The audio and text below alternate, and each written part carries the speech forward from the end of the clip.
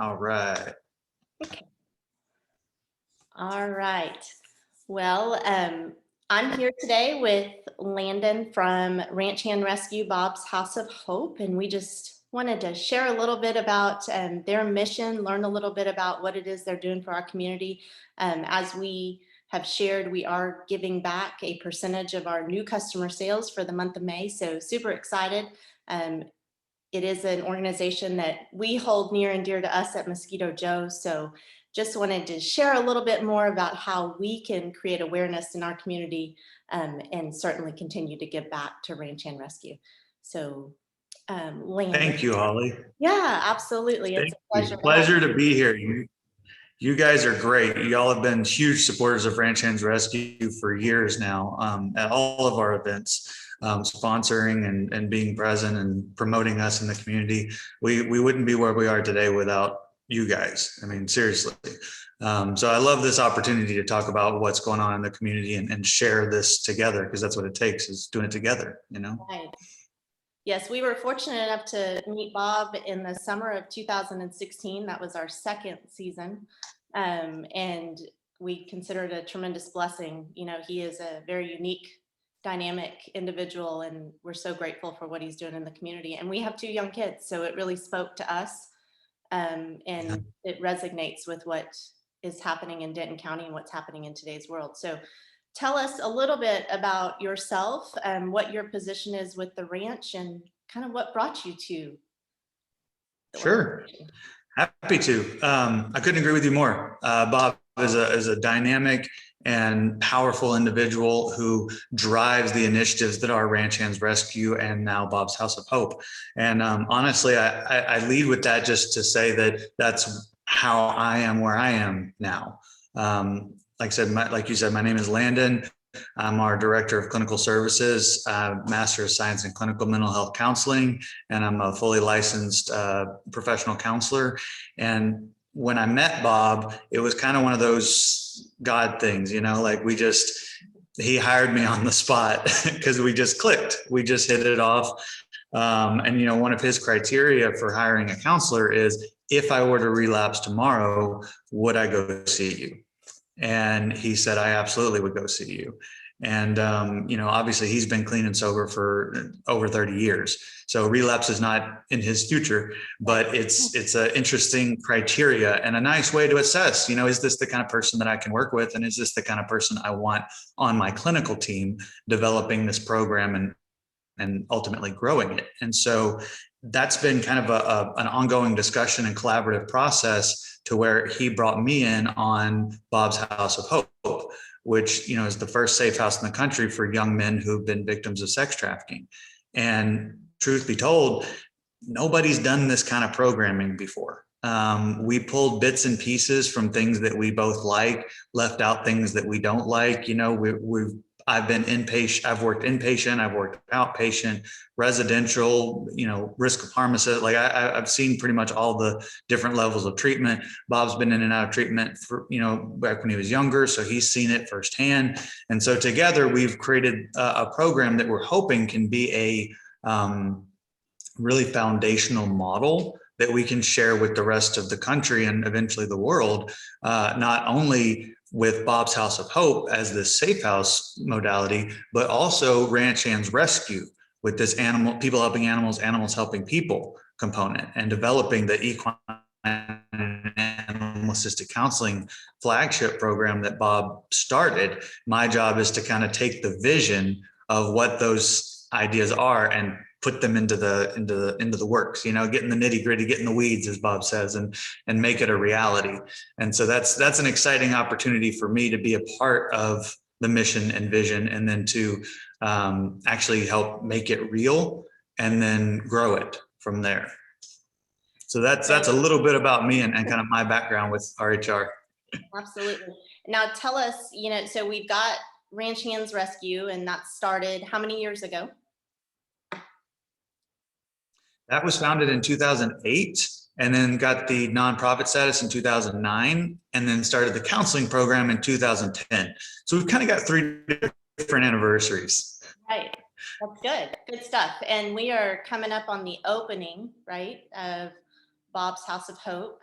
Tell us a little Right. bit about, as we've made that transition, and we'll continue with Ranch Hand Rescues and their mission. And then Bob's also now introducing this House of Hope, which is huge today. And tell us a little bit about how that came about, so there's more awareness to the community and in what that's serving. Sure, absolutely. Thank you for the opportunity. We need more awareness. We need more understanding around this issue because there's not much, and there's a lot of stigma to combat, especially when it comes to male victimization, sex trafficking in general. Let me back up a little bit. So with Ranch Hands Rescue's model of animals helping people, people helping animals, this kind of union of individuals who've been through trauma, both the animal and the human, that have been through trauma and are recovering together. Bob always thought we need to have a residential component, but I'm thinking veterans, right, in honor of his father. But then what happened is he joined a task force, the C7 Human Trafficking Coalition, and learned about the issues around sex trafficking. It was not something that he kind of had heard about, didn't know a lot about. And while he was there, everybody's talking about women and girls and how big of a problem it is and how it's a growing problem. And that these young people are being targeted at age 12 or 13 on the internet and being brought into this dark underworld of selling bodies for sex. And it's a multi-billion-dollar industry. And he just kind of innocently asked, okay, is there a problem with boys? And one of the judges in Denton County that was there stood up and said, it is the single biggest problem in the country and nobody's talking about it. And that's when, he, along with a few other people, decided, okay, let's start really pushing this. Let's research it. Let's figure it out. He brought me in on it, and I started doing meta-analyses of all the different studies that are out there. And there's not a lot of data. There needs to be more research. And the two things that we found in doing all that digging and research is, one, up to 50% of sex trafficked youth are actually males. Right here in our own backyard in Fort Worth, there was a sting and 10 men were arrested and 4 out of the 10 were seeking boys under 15. Wow. There's 40% in our own backyard. Right. So, and that's just one example, right? And so the other thing that we found there is that people are not asking the right questions. So the boys that have been getting caught in, or been getting captured, I guess you could say, from the in the research side of things, have been accidental. They've been, they knew what to say, or they happened to be doing an outcry, or they just happened to be in the facility at the time. Like nobody asked the proper questions to assess if a male has been sex trafficked, and they often don't come forward as victims. Women don't either, but they even more so because of the stigma. And so what we're learning is we've got to change the way we assess. We've got to change the way we ask the questions in order to properly get a real representation of what the actual numbers are, because we just don't know. We do know that it's underreported. We do know that while there's currently 300,000 American youth that are lured into sex trafficking each year, we know that's an underestimation. So the numbers are quite a bit higher, and it's really challenging, in particular with boys, because they tend to traffic themselves in a sense. They get on these websites on the internet or on these apps, and they think it's a way to make a quick buck, and there's not a lot of risk. And at first it might be fairly mild, but the app is the pimp, so to speak. The app or the online, the website or what have you, is the third party seller. So in effect, they're trafficking themselves. But then what happens is they get a little further into it. They meet somebody that they think is going to give them this or give them that, or take care of them in this way, or get them out of the bad situation that they find themselves in currently. And it ends up being a trafficker. And next thing you know, they're drugged up and they're on the streets, and it's a nightmare. And so those are the young men that we're looking to provide support for, because there is not one place in the country for them to go. There's a lot of resources for minors. There's a wonderful transition program in the foster care system for those 17 to 22, but there's no safe house programming for sex trafficked men 18 to 24, because it's like, once you're 18, figure it out. Right. But that's not how it works, especially when you've been through so much trauma. You don't know how to live in normal society, so to speak. So we need something that is home-based, because we want them to know what it is to have a home, and then get access to all the services they need: medical care, dental care, legal care, mental health, vocational training, educational, mentorship. All of those elements have to be in place. And if they're not, then they're just going to fall back into the life. And that's what we're trying to stop, because I have seen firsthand that what happens is, even those who are seeking help, they treatment hop. So it'll be 10, 15, 20 years of in and out of treatment centers with very little or no progress. And so our program will actually be 2 to 3 years. And they don't have to stay, it's voluntary, right? But we will encourage them to stay the full 3 years, because that's what it takes to truly recover. And really, we're taking a 10, 20-year process and condensing it down to 3 years.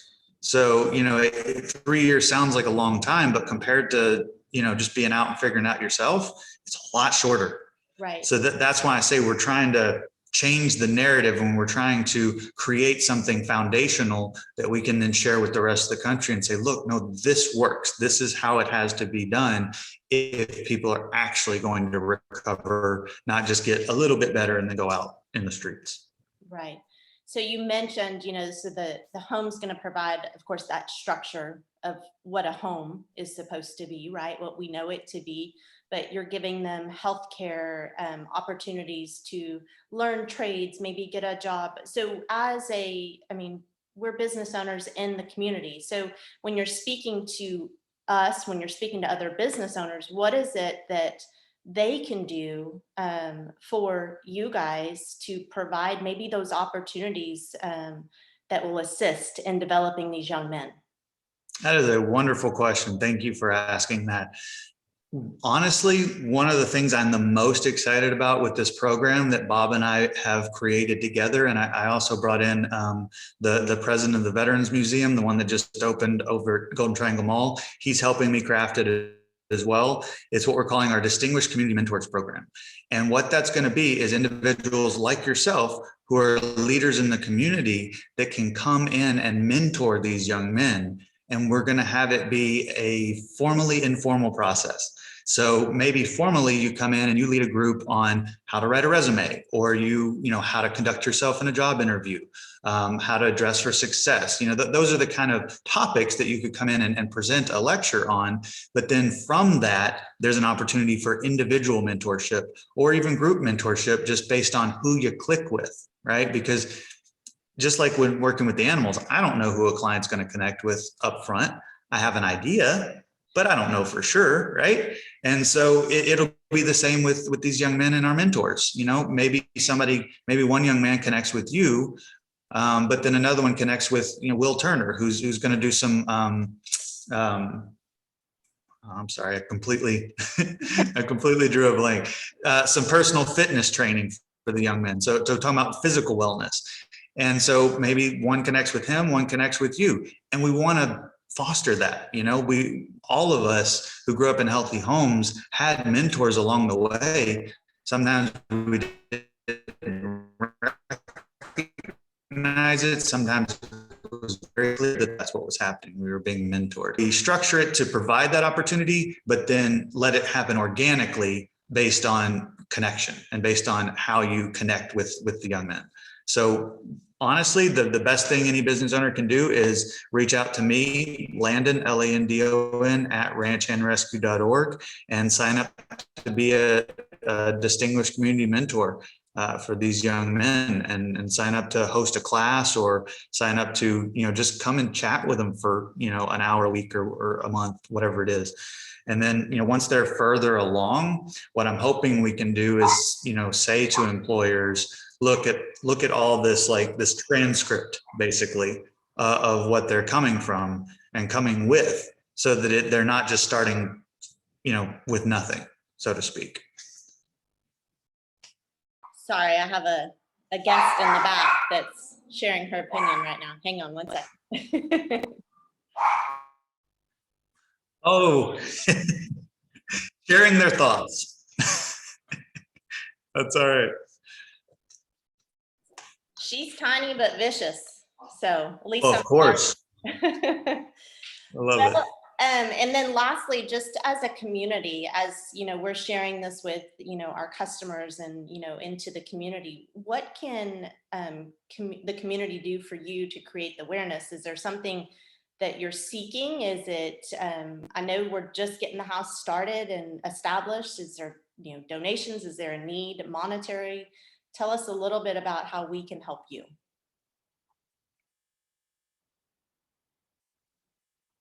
Thank you. That's a wonderful thing there's definitely a lot that goes into creating this. We're very proud of what we've created here, and we're very just humbled and honored by the community's response. It's been tremendous, the amount of people that have come forward to support this initiative. But there will be a great deal of ongoing costs, because we are providing 24/7 care. We will have staff available 24/7. We'll be providing them with food and clothing and all their basic needs. But also, as they move through the program and as they progress, those needs will shift, those needs will change, and we'll need partners in the community to provide some of those supports that arise that maybe we didn't even think of. We have a partner for dental care, which is great, but there could be a need that arises down the road that we don't currently foresee. And so we're always looking for that mentorship for ourselves as well, and people that can support us that way. We're also looking, of course, for monetary donations, anyone who can support us financially, especially those who are willing to join Hands of Hope, which is our monthly donor program. And basically you get some special perks, and it also works out great because it helps us budget. And one of the things that we're really good at is fiscal responsibility. And it's something we take very seriously because we believe in good stewardship of our money, good stewardship of the funds that are granted to us for these programs. And we want to be very transparent in that process with our donors. And so we're externally audited every year, and we passed with no exception every year. We're debt free, and we want to keep it that way because that's also what maintains stability for our animals, for the clients we serve, and now for these young men who will be residents in the home. And so that's an important lesson to teach them as well. These are kind of what I call extra therapeutic elements of Ranch Hands Rescue, things that are not direct therapy, but that have a therapeutic impact on those we serve. And so, in summary, mentorship, monetary donations, and then in-kind services. Right now we're looking to build a little set of stairs and a ramp for our rec building. We need a wheelchair ramp. We've got most of the materials, but we're going to need somebody to come in and build it for us. We've got a number of items in the house already. If you may have seen it in the press conference, it's looking beautiful in here. There's a lot of really wonderful stuff, but there's still, odds and ends that will need to be purchased along the way and kept up with, right, along the way. A big one would be a car, something that we can transport the young men to their various appointments with, that would be a tremendous help. And I think the other thing that's really important, especially to me and Bob, is breaking down the stigma and people understanding that boys are sex trafficked too, that men are sex trafficked too, that boys and young men are sexually assaulted too. A lot of people think that they can get away, or that it doesn't happen to them, or that they're just the perpetrators. And that's not entirely true. In fact, I think it's about 35% of perpetrators are female. The perpetration looks a little different. It's not as much physical force is used. It's more coercion, but it's still abuse. It's still exploitation. And these are things that are happening on a grand scale in the thousands and now the millions. And like I said earlier, it's a multi-billion-dollar industry, and it's And what we find, I really am very proud to have Sheriff Tracy Murphy as our county sheriff and our police chief Frank Dixon in our corner, because as Sheriff Murphy put it, he said, I don't know how many of these young men I've missed over the last 30 years, Right. just because I didn't know what to look for. Right. And so often we see them as part of this, they're doing something criminal as survival in that life. And then they just get labeled a criminal and nobody looks further. And that's part of the stigma we're trying to break down, to say, let's look a little deeper. Why were they violating the community standards in that way? What led them to that? Let's understand what's going on and look a little bit deeper, because maybe they're just trying to survive because they're being exploited, or maybe they're exploiting somebody else because that's how they learn to survive from being exploited. And there's a lot of complex dynamics to try to break down and work through. But, that's one thing that we're going to try to push out in the community is more awareness, more understanding, doing trainings and lectures. So feel free to, again, reach out to me, reach out to Bob at ranchandrescue.org, Landon at ranchandrescue.org, and we'll connect you to resources for education. We'll come out and do a training happily. And then you can also reach out for those kind of ongoing needs. I mentioned a couple of big ones, but like I said, there's always going to be ongoing things that we need some help with, in addition to the regular monetary donations to pay for operational funds. So anything y'all can do, we really appreciate it. So thank you so much. Well, absolutely. And, it's a true pleasure to get to visit with you today. And as I shared, we're an ongoing partner of Ranch Hand Rescue. But this month we're really going to highlight where we can help, and we'll continue to highlight those resources where people can go and help within the community. But thank you for taking the time out today to visit with us. You guys are a true blessing to our community. Thank you for what you're doing and the awareness that you're creating. So we truly appreciate you and your time today. Thank you.